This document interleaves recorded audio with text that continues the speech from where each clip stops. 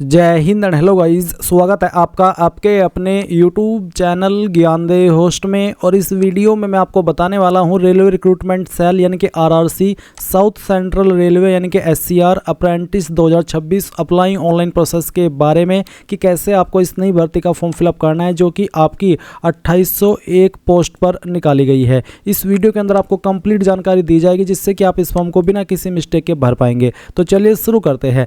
Guys, अगर आपने अभी तक वीडियो को लाइक शेयर नहीं किया हो तो कर दे और चैनल को सब्सक्राइब करके बेल आइकन ऑन कर ले। फिर जो लिंक वीडियो के डिस्क्रिप्शन में दिया है इसको आप ओपन करेंगे, आपको जानने को मिलेगा जैसे कि मैंने बताया कि 2801 पोस्ट इसमें निकाली गई है और ये आपकी अप्रेंटिसशिप है, कंप्लीट नौकरी नहीं है। अप्रेंटिस के बारे में अगर आप नहीं जानते तो बता दूं कि इसके बिहाफ पर आप 1 साल की ट्रेनिंग करते हो, फिर इसके बिहाफ पे ही आपको बाद में कोई ऐसा फॉर्म निकलता है जहाँ पर ये बोला जाए कि आपके पास 10वीं होनी चाहिए या ITI होनी चाहिए और साथ में आपने 1 साल की अप्रेंटिसशिप की हो तो जाकर के आप इस फॉर्म को भर सकते हैं। तो ये वहाँ पर काम आती है। बेसिकली एक तरीके से ये ट्रेनिंग रहती है, इसमें आपको सीखने को मिलता है और आपको उसके पैसे भी मिलते हैं और फिर इस सर्टिफिकेट का आपको आगे चल करके फ़ायदा भी होता है किसी भी जॉब में। ये आपके लिए एक तरीके से एक्सपीरियंस का काम भी करता है। तो चीज़ समझ में आ गई कि अप्रेंटिस क्या है।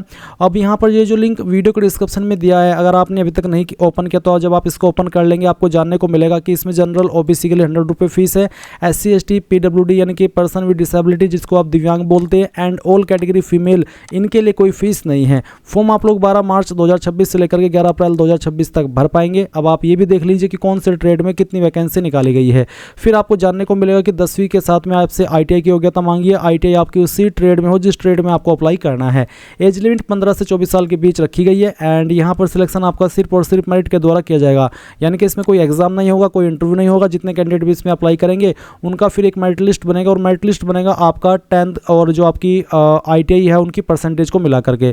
इसमें गाइज यहाँ पर एक चीज़ और भी है कि the following district are under the jurisdiction of South central Railway are eligible to apply, यानी कि यहाँ पर ये जो डिस्ट्रिक्ट और जो स्टेट है यही कैंडिडेट इसमें अप्लाई कर सकते हैं। जैसे कि तेलंगाना की सभी डिस्ट्रिक्ट, आंध्र प्रदेश की ऑल डिस्ट्रिक्ट एक्सेप्ट मनियाम, ये जो डिस्ट्रिक्ट यहाँ पर है इनको छोड़ करके बाकी सभी डिस्ट्रिक्ट आंध्र प्रदेश की इस फॉर्म को भर सकती है। महाराष्ट्र की ये सभी डिस्ट्रिक्ट इस फॉर्म को भर सकती है जो यहाँ पर मेंशन की गई है। कर्नाटक की ये सभी, तमिलनाडु की सिर्फ वेल्लोरी डिस्ट्रिक्ट से कैंडिडेट अप्लाई कर पाएंगे और मध्य प्रदेश में बुरहानपुर एंड खंडवा से जो कैंडिडेट है इस फॉर्म को भर सकते हैं। बाकी कोई भी स्टेट के कैंडिडेट या फिर कोई भी डिस्ट्रिक्ट के कैंडिडेट इस फॉर्म को नहीं भर सकेंगे। तो ये चीज़ आपको समझ में आ गई।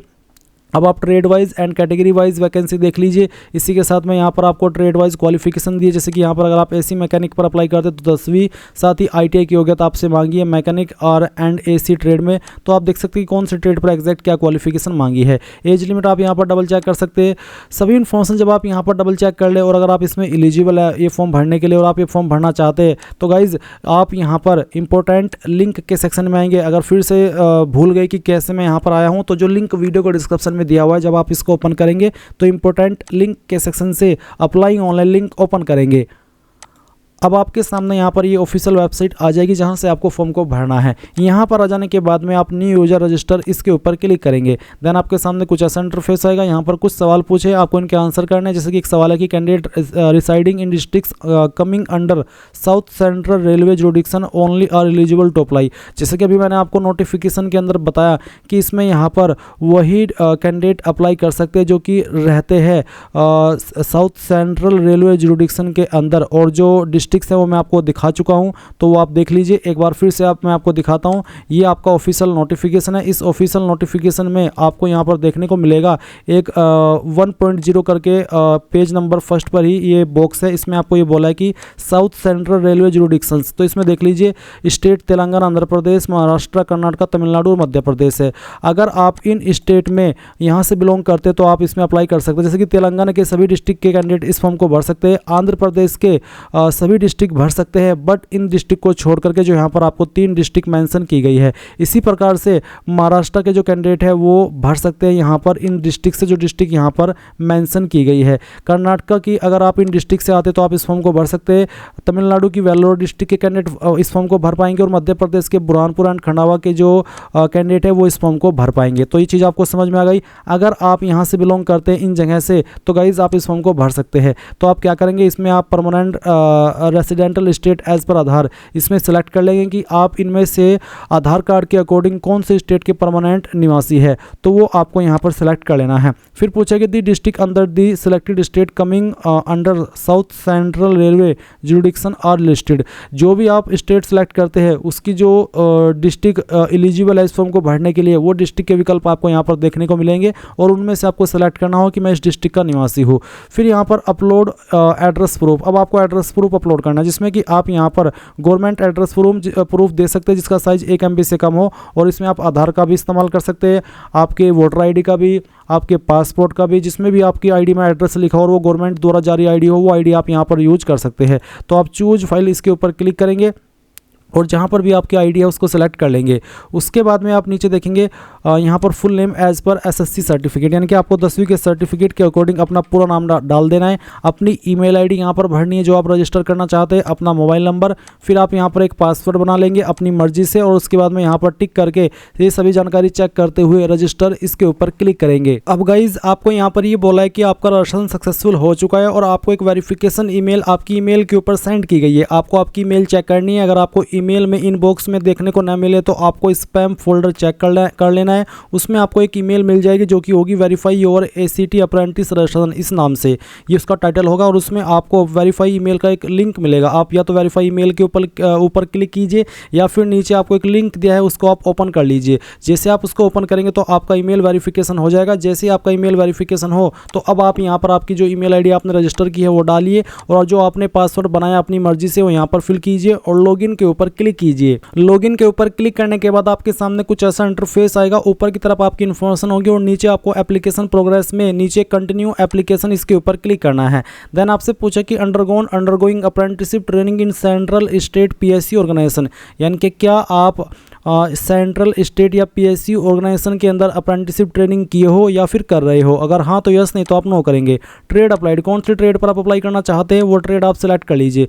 जो भी आप ट्रेड सेलेक्ट करेंगे उसकी जो अवेलेबल लोकेशन है ट्रेनिंग की जहाँ पर आप ट्रेनिंग कर सकते हैं वो आ जाएगी। तो आपको जिस लोकेशन को पहले नंबर पर प्रेफरेंस देनी है उसको सेलेक्ट कीजिए, यानी कि उसके ऊपर टिक कीजिए और ऐड के ऊपर क्लिक कर दीजिए। तो इस तरह से यहाँ पर एक एक करके आप जिस प्रेफरेंस को, जिस लोकेशन को जिस नंबर पर प्रेफरेंस देना चाहे वो दे सकते हैं। यहाँ पर काफ़ी सारे ऑप्शन है आपके पास प्रेफरेंसेस देने के, इनमें से फिर आपको सेलेक्ट कर लेना है। जब आपका सिलेक्शन हो जाए कि मैं इनमें से ये वाली लोकेशन को सेलेक्ट कर लेता हूँ और चाहता हूँ कि मैं यहाँ पर अपना जो ट्रेनिंग है वो करना चाहता हूँ। इसके बाद नीचे आएगा वार्ड ऑफ एक्स सर्विसमैन। अगर आप एक्स सर्विसमैन की जो फैमिली है उनसे बिलोंग करते हैं, अगर हाँ तो इसके ऊपर टिक कर देंगे, नहीं तो इसको ऐसे रहने दे। अगर आप PWBD यानी कि दिव्यांग है तो इसको इस बॉक्स के ऊपर टिक करेंगे, नहीं तो इसको भी खाली छोड़ दे। जेंडर में आप आपका जेंडर सेलेक्ट कर लेंगे। कास्ट कम्युनिटी आपकी SC ST OBC EWS UR जो भी है वो आप सेलेक्ट कर लेंगे।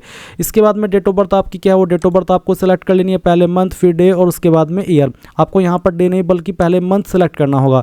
तो कैलेंडर के ऊपर आइए, यहाँ से आपका महीना, उसके बाद में आपका जो पहले ईयर, फिर आपको यहाँ से आपका जो मंथ है वो सिलेक्ट कर लेना है। मंथ सेलेक्ट करने के बाद में डे, इस तरह से आपका DO भी आ जाएगा। देन यहाँ पर आपको 10th की इन्फॉर्मेशन देनी है। तो 10th आपने किस बोर्ड से किया उस बोर्ड का नाम आप यहाँ पर डाल देंगे। इसके बाद में यहाँ पर आपको पासिंग ईयर के अंदर बताना कि कौन से साल के अंदर आपने जो आपकी 10वीं है वो पास कर ली थी वो आप यहाँ पर लिखेंगे और मैक्सिमम मार्क्स क्या थे वो आप यहाँ पर डाल देंगे। उसमें से जो नंबर आपको आए थे वो आप यहाँ मार्क्स सिक्योर्ड में एंटर कर देंगे। एंड गाइज यहाँ पर आपको बोला है कि अगर आपके नंबर GPA के अंदर है या फिर CGPA के अंदर है तो आपको कहा है कि एंटर इधर मार्क्स सिक्योर्ड और GPA, यानी कि या तो जो नंबर आपको आए थे वो भी डाल सकते हैं या फिर अपनी जो ग्रेड आई थी वो भी आप डाल सकते हैं। अगर आप ग्रेड की इन्फॉर्मेशन दे रहे हैं तो आपको ये वाला सेक्शन छोड़ करके GPA वाला भरना होगा। अब आता है आपका ITI का इन्फॉर्मेशन। तो ट्रेड आप पहले ही सिलेक्ट कर चुके हैं, अब आपको बताना कि कौन से स्टेट किससे की है आपने, NCVT या फिर SCVT, तो जिससे भी की है वो आपको यहाँ पर सिलेक्ट कर लेना है। उसके बाद में आपको पासिंग ईयर बताना होगा कि किस साल के अंदर आपने पास कर ली थी। फिर आपको यहाँ पर मैक्सिमम मार्क्स एंटर करने में डेमो के लिए फिल करके दिखा रहा हूँ, आप आपके रियल जो नंबर आपको आए थे वो यहाँ पर डाल देंगे। देन यहाँ पर आपको फी एग्जाम्प्टेड देखने को मिलेगा। अगर आप SC ST है तो आपको यहाँ पर देखने को मिलेगा कि आप फीस नहीं दे सकते, आप फ्री में इस फॉर्म को भर सकते हैं, बट जनरल OBC के लिए 100 रुपये फीस है। तो अब आप यहाँ पर सेव एंड कंटिन्यू इसके ऊपर क्लिक कीजिए। इसके बाद आपके सामने यहाँ पर एड्रेस एंड अदर डिटेल का सेक्शन आ चुका है। तो आपको यहाँ पर अब आपका जो फादर नेम है वो एंटर कर देना है। ये भी आप आपके 10th के सर्टिफिकेट के अकॉर्डिंग फिल करना। नेशनलिटी आपकी इंडियन रहेगी या फिर आप यहाँ पर इंडिया देख सकते हैं। तो इसके बाद में आप आधार नंबर आप दे दीजिए अपना, या फिर इनरोलमेंट नंबर, अगर आपने आधार के लिए अप्लाई किया तो कोई एक चीज़ इनमें से भर दे। फिर विजिबल आइडेंटिफिकेशन मार्क, आपकी बॉडी के ऊपर ऐसा कोई निशान जिससे आपकी बॉडी की पहचान होती है। निशान आपके जलने का हो सकता है, कटने का हो सकता है, या फिर बर्थ मार्क हो सकता है। तो जो भी आपकी ऐसी बॉडी के ऊपर निशान है वो आप यहाँ पर लिख दीजिए। अगर 2 मार्क है तो दोनों के बारे में आप लिख दीजिए। इसके बाद में गाइज आपको यहाँ पर अपने एड्रेस की इन्फॉर्मेशन देनी है। तो परमानेंट रेसिडेंटल जो आपका एड्रेस है आधार के अकॉर्डिंग वो आप यहाँ पर भरिए। तो कम्युनिकेशन एड्रेस में आप आपका प्रेजेंट एड्रेस डाल देंगे और जो आपका पिन कोड है वो आप यहाँ पर भर देंगे। फिर उसके बाद यहाँ पर आता है RD80 रजिस्ट्रेशन। तो अगर आपका RD80 रजिस्ट्रेशन है तो आप यहाँ पर यस करेंगे। RD80 मतलब इस वाली वेबसाइट के ऊपर रजिस्ट्रेशन, जो कि मैं अभी आपको दिखाता हूँ ये वाली। अब इस वेबसाइट के ऊपर रजिस्ट्रेशन करने का जो प्रोसेस है वो एक बिल्कुल अलग तरीके का है। अब उसके लिए मैं आपको यहाँ पर इस वीडियो में तो नहीं बता सकता क्योंकि काफ़ी ज़्यादा बड़ी लॉन्ग हो जाएगी वीडियो। तो इसलिए मैं आपको सजेस्ट कर रहा हूँ कि जो लिंक मैंने वीडियो के डिस्क्रिप्शन में दिया हुआ है आप एक बार फिर से ओपन करके इंपॉर्टेंट लिंक के सेक्शन में आइए और apprenticeshipindia.org ये जो लिंक है ये ओपन कीजिए। ये लिंक जब आप ओपन कर लेंगे तो गाइज़ आपको एक वीडियो देखने को मिलेगी। जब आप इस वीडियो को वॉच करेंगे तो आपको समझ में आ जाएगा कि कैसे आपको इस वाले पोर्टल के ऊपर अकाउंट क्रिएट करना है, यानी कि रजिस्ट्रेशन करना है। और उसके बाद में जब आपको रजिस्ट्रेशन नंबर मिल जाए तो आप यहाँ पर इस वाले ऑप्शन में यस करके वो जो नंबर आपको मिलेगा वो यहाँ पर डाल दीजिएगा और उसके बाद में सेव एंड कंटिन्यू इसके ऊपर क्लिक कीजिएगा। अब आपके सामने यहाँ पर सिलेक्ट डॉक्यूमेंट्स टू अपलोड का सेक्शन आ चुका है। तो यहाँ पर आपको इसमें डॉक्यूमेंट सेलेक्ट करने हैं, जैसे कि आपके पास SSC मार्कशीट है या फिर सर्टिफिकेट है। तो दोनों चीज़ें हैं, इनमें से आपको एक सिलेक्ट कर लेना चाहिए, तो मार्कशीट या सर्टिफिकेट। तो मैं सर्टिफिकेट सेलेक्ट कर लेता हूँ। IT डॉक्यूमेंट में आप मार्कशीट देना चाहते हैं या फिर सर्टिफिकेट, वो आप सिलेक्ट कर लेंगे और फिर save and continue to document upload इसके ऊपर क्लिक करेंगे।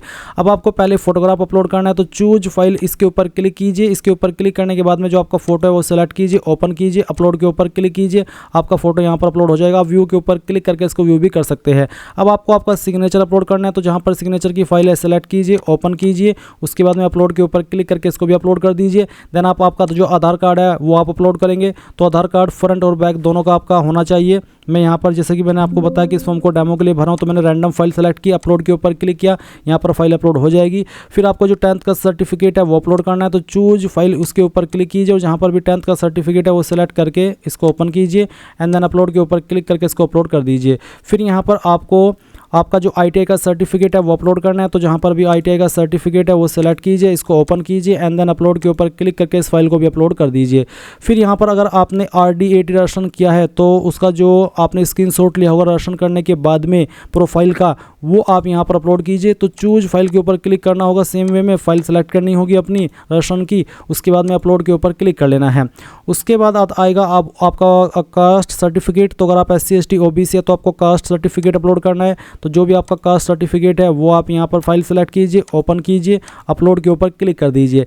जैसे कि आप देख रहे हो कि मैं यहाँ पर एक ही फाइल को सेलेक्ट कर रहा हूँ तो मेरी डिटेल्स के ऊपर मत जाइए, मैं सिर्फ डेमो के लिए फॉर्म को भर रहा हूँ और आपको सिखाने के लिए बता रहा हूँ। आपसे जो डॉक्यूमेंट्स यहाँ पर मांगा जा रहा है वही डॉक्यूमेंट आपको अपलोड करना है। अब आता है OBC non creamy layer certificate. तो आपने पहले तो आपका जो कम्युनिटी सर्टिफिकेट है वो अपलोड किया और फिर नीचे OBC non creamy layer certificate. तो अगर आपका कम्युनिटी सर्टिफिकेट और नॉन क्रीमी लेयर सर्टिफिकेट एक ही है तो जो फाइल आपने यहाँ पर अपलोड की है OBC कम्युनिटी सर्टिफिकेट में वही आप यहाँ पर नीचे की तरफ भी अपलोड कर दीजिए। इसमें आपको कंफ्यूज नहीं होना है क्योंकि एक ही डॉक्यूमेंट होता है। उसके बाद में यहाँ पर है OBC सेल्फ डिक्लेरेशन। इसमें गाइज सेल्फ डिक्लेरेशन का भी एक ऑप्शन है। अब ये सेल्फ डिक्लेरेशन क्या है वो भी मैं आपको यहाँ पर दिखाता हूँ। अगर आप ऑफिशियल नोटिफिकेशन पर आएंगे तो OBC इस ऑफिशियल नोटिफिकेशन में हम देख लेते हैं कि सेल्फ डिक्लेरेशन करके कुछ जानकारी दी गई है या फिर नहीं दी गई है। तो यहाँ पर मैं देख पा रहा हूँ कि इसमें फॉर्म का सर्टिफिकेट फॉर SC ST, इसके अलावा यहाँ पर थोड़ा सा नीचे की तरफ मैं आता हूँ और देखता हूँ इसमें OBC certificate, form of certificate to be produced by other backward class applying for appointment to under the government of India. इसके बाद यहाँ पर नीचे आपका डिक्लेरेशन है जो कि है proforma for declaration to be submitted by other backward class. यही वो डिक्लेरेशन है जिसके बारे में यहाँ पर जानकारी मांगी गई है। एनेक्सर D ये आपको प्रिंट कर लेना है। प्रिंट कराने के बाद में इसमें यहाँ पर आपको आपका नाम लिखना है, सन डॉटर ऑफ के बाद में यहाँ पर आपको आपके पिता का नाम देना है। Resident of village town city आपको आपके विलेज या टाउन या सिटी का नाम देना है। डिस्ट्रिक्ट के बाद में आपकी डिस्ट्रिक्ट लिखनी है और स्टेट के बाद में स्टेट। और फिर hereby declare that I belong to the, आपको यहाँ पर आपकी जो सब कास्ट है वो मेंशन करनी है, यानी कि लिखनी है। उसके बाद में यहाँ पर पहले से यानी कि कहाँ से आप फॉर्म भर रहे हैं वो लिखेंगे, डेट लिखेंगे जिस डेट में आपने इसको भरा है, यहाँ पर अपने सिग्नेचर करने होंगे और नीचे की तरफ आपको आपका नाम लिखना होगा। फिर इस फाइल को आपको स्कैन करना है और स्कैन करने के बाद में ये फाइल आपको यहाँ पर ओबीसी सेल्फ डिक्लेरेशन में अपलोड कर देनी, जो कि अपलोड करनी अनिवार्य है। और ये कहाँ पर मिलेगा मैं फिर से बता दूँ, आप ऑफिशियल नोटिफिकेशन PDF के ऊपर क्लिक करके पेज नंबर 14 पर आकर के इसको प्रिंट करा लीजिएगा। तो समझ में आ गया कि कहाँ पर मिलेगा, आपको ज़रा भी कंफ्यूज नहीं होना है। अगर फिर भी कोई डाउट हो रहा हो तो कमेंट के माध्यम से पूछ लेना। अब आप ये फाइल भी अपलोड कर देंगे। सभी डॉक्यूमेंट्स अपलोड करने के बाद में आप प्रोसीड टू पेमेंट इसके ऊपर क्लिक करेंगे।